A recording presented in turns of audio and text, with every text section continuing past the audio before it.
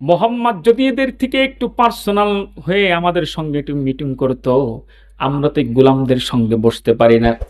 সঙ্গে সঙ্গে আল্লাহ রাব্বুল আলামিন কোরআনের আয়াত নাজিল করলেন, وَإِذَا جَاءَكَ الَّذِينَ يُؤْمِنُونَ بِآيَاتِنَا فَقُلْ سَلَامٌ عَلَيْكُمْ كَتَبَ رَبُّكُمْ عَلَى نَفْسِهِ الرَّحْمَةَ। কাতাবা, আল্লাহ নির্ধারিত করে নিলেন, মুহাম্মদ সাল্লাল্লাহু আলাইহি ওয়াসাল্লামকে আল্লাহ জানিয়ে দিলেন, ও বন্ধু তুমি এটা মানুষদেরকে জানিয়ে দাও যারা আমার ইসলামকে কবুল করেছে, কোরআন আইনকে মেনে নিয়েছে, আমি আল্লাহ আমার পরে আমি সিদ্ধান্ত অটুট হয়ে গেলাম, তাদের জন্য আমি আল্লাহ 24 ঘন্টা আমার রহমত বহল করে দিলাম। যেরকম সুবহানাল্লাহ। সাহাবীরা খুশি হয়ে গেলেন। রাসূলুল্লাহ সাল্লাল্লাহু আলাইহি ওয়াসাল্লামকে এরকম ভাবে কত ভাবে নির্যাতন করার জন্য চেষ্টা করেছে কাফের মুশরিকরা। আজকে সেই নির্যাতন ইতিহাস সাক্ষ্য দেয়, যারা এই নির্যাতন করেছে এই পৃথিবীর বুকে তারা সবচাইতে বেশি লাঞ্ছিত অপমানিত হয়ে দুনিয়া ছেড়ে চলে গেছে। কথা ঠিক কিনা? এই জন্য আমরা আল্লাহ তাআলার উপরে ভরসা করব। কার উপরে? আল্লাহ রাব্বুল আলামিন কোরআনের ভিতরে প্রত্যেকটি ঘটনা বর্ণনা করে শুনিয়েছেন, মানুষদেরকে এই জন্য বর্ণনা করে শুনিয়েছেন যে মানুষ তোমরা শোনো, তোমরা যদি কোরআনের আইনকে মেনে নাও, আমি আল্লাহ রাব্বুল আলামিন তোমাদের জীবন ব্যবস্থা সব জায়গায় ভালো করে দেবে। যেরকম সুবহানাল্লাহ। আল্লাহ বন্ধুত্ব সৃষ্টি করে নেবেন। আল্লাহ কি করবেন? বন্ধুত্ব সে ইন্নাল্লাযীনা আমানু সায়াজআলু লাহুমুর রাহমানু উদ্দা। উদ্দা মানে ভালোবাসা, হুব মানে ভালোবাসা, লাভ মানে ভালোবাসা। এই জন্য আল্লাহ তাআলা বলছেন, বান্দা শোনো, তোমরা যদি আমলে সলেহ করতে থাকো, আমি আল্লাহ আমার জীবন বিধানকে যদি তোমরা মেনে নাও, আমি আল্লাহ ওয়াদা করতেছি তোমাদের চির জান্নাত সুখের জায়গা আমি আল্লাহ নির্ধারণ করে দেবো। যেরকম সুবহানাল্লাহ। এই জন্য আল্লাহ তাআলা ক্বাদ আফলাহাল মুমিনুন, মুমিনরা হচ্ছে সফল কাম। কারা? কোন জায়গা আল্লাহ বলেন নাই মুত্তাকিনরা বাদে কাফেররা সফল কাম, কোন জায়গা বলেন নাই। সব জায়গা আল্লাহ মুমিনদের কথা বলেছেন। কাদের কথা বলেছেন? মুমিনদের কথা বলেছেন।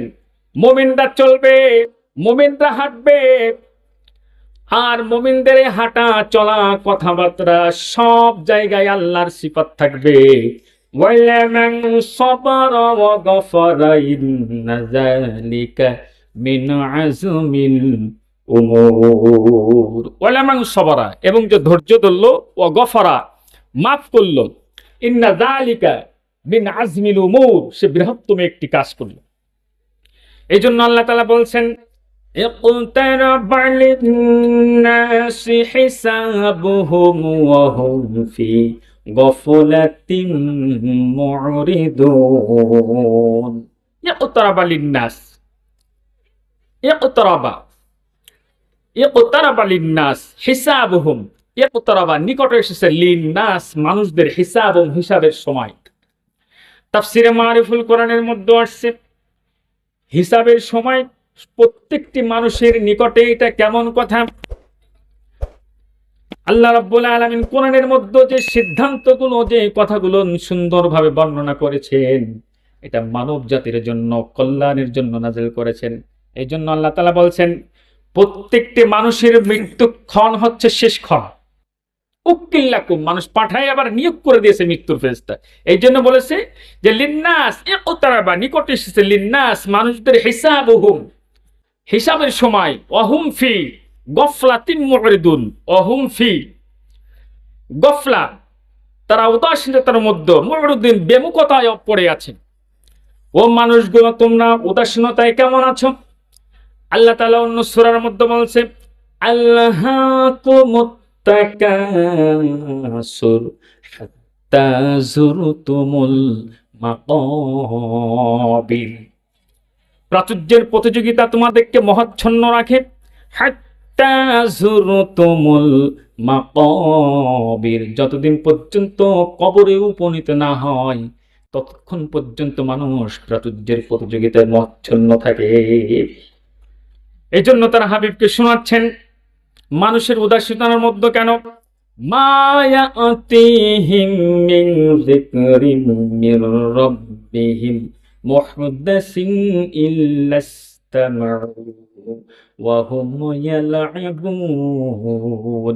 মা ইয়াতিহিম, না তার কাছে এসেছে মিন যিকরিহিম, মিন যিকরিম মির রাব্বিহিম, তার রবের পক্ষ থেকে কোনো উপদেশ, মুহদাসিন নতুন, ইল্লা ইসতামাউ ওয়া হুম ইয়ালআবুন, তারা শুনেছে, ওয়া হুম ইয়ালআবুন, তারা উদাসীনতার ভিতরে, খেলার ভিতরে, লাহিয়াতান কুলুবুহুম, তারা মশগুল থাকে, তাদের আত্মা, তাদের অন্তর অন্য খেলে মশগুল থাকে। ওয়াসাররুন নাজওয়া, তারা গোপনে পরামর্শ করছে।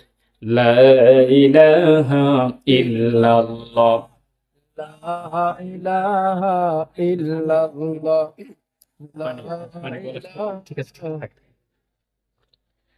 ইলাহা, লা ইলাহা, সবাই লা ইলাহা ইল্লাল্লাহ, লা ইলাহা ইল্লাল্লাহ, লা ইলাহা ইল্লাল্লাহ মুহাম্মাদুর রাসূলুল্লাহ।